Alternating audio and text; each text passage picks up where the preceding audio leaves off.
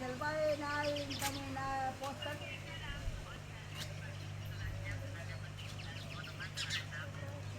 કે પોસ્ટ કરતા કે તમે લીધો થાળી ના બધું કે જલબાગમાં બેનને પોખાડી દીધું. હા અમારે પોસ્ટ કરતા અમારે હતા તમારે ન ખાતા તમારે એટલો ને એટલો મને આજે છોકરો આવે